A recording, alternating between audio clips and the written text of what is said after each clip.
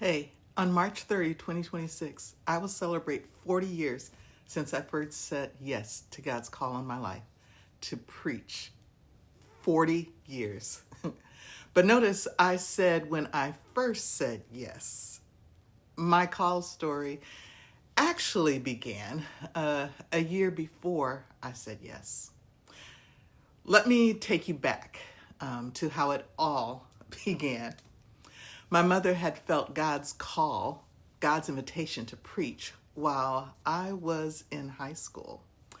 Her saying yes meant we needed to find another church because the church we were at did not recognize her calling. So, here we go. As a teen, I witnessed the discrimination and the slights that she received because she was a woman and she said yes. I witnessed the tension that it created in our household because it seemed like she was always at church. The church that did recognize her giftings and calling insisted that as a minister, she be there for everything. This was a big change because for the most part of my life, she had been a stay-at-home mom. She was always there for me. This church thing took her away from me, and I was resentful, to tell the truth. But I still kept going to church, all the time vowing that I would never be like her. Can you say, but God? After graduating high school, I completed my undergraduate work, and then I moved out of state to attend graduate school. Then I moved back to Michigan with only my dissertation to complete. And then I got married and moved to Muskegon, still going to church. In fact, I insisted that any church my husband and I joined, that it would have to welcome women in ministry. It would have to welcome someone like my mother, whose giftings and callings were clearly promoting the gospel. So we joined the Church of the Living God, CWFF, Temple number 218. Daryl and I had been married about a year when my mom told me that she was hosting another one of her Be Still and Know mini retreats in Grand Rapids, so it was close by. She asked if I wanted to come. I said yes, but I could start to feel some of that resentment coming back. Yeah, I'll go. I'll go see what this is all about. That's what was going on in my head. It was a small women's retreat hosted by my mother, the preacher and prophetess, Mally Loyd, at a campground. And y'all know the kind of campground that has wooden cabins and outdoor bathrooms and showers. And if you know anything about me, you know that that is not my thing. My definition of camping is a hotel that has no room service. So you can imagine I was not a happy camper. But I can still remember that afternoon when I heard God's voice. I was sitting at the back of the room, my arms folded across my chest, when the guest preacher, powerful woman of God, called me forward. And it was no mistake that she was calling me forward.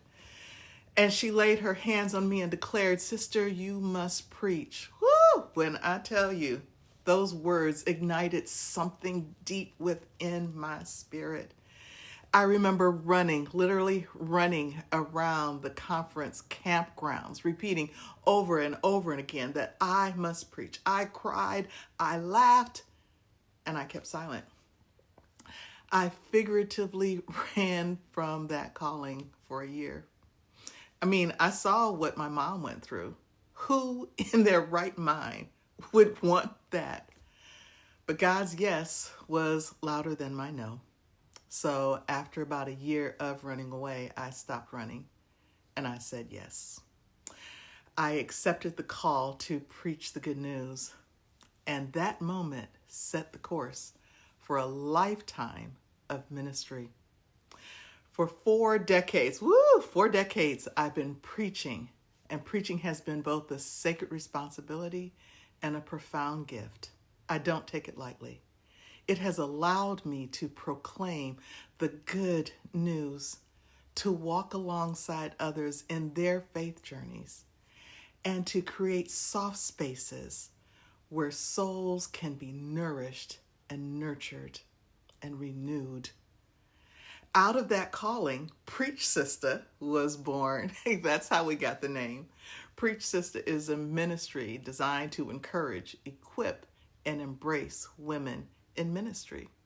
And now, some years later, Preach Sista is a thriving nonprofit with an expanded mission to create soft spaces for women and men to deepen their faith and care for their souls.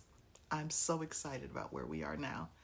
As I reflect on these past 40 years, I am filled with gratitude for the communities, for the mentors and the friends and the sister travelers who have walked this journey with me.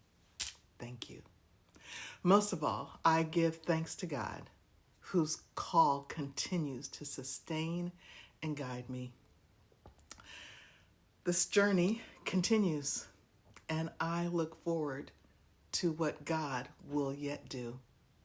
So, how will I celebrate this 40th anniversary? Well, as many of you know, my beloved husband recently died. He was my biggest cheerleader in ministry. So I'm not up for a big party right now. Maybe sometime later, because 40 is something big. But as it happens, I will be preaching this Sunday on my call anniversary at my home church, Maple Avenue Ministries in Holland, Michigan. I will be preaching on my call anniversary. So if you're in the area, if you're in Holland, Michigan, please stop by at 10:30 and join me in that kind of celebration. And then on Monday night, I will be speaking to the women who gather for the Sister to Sister Zoom gathering. So preaching and teaching the Word of God, what better way is there to celebrate 40 years? And I'm not tired yet. There is more to come. Grace and peace. I am the Reverend Dr. Michelle Loyd-Paige.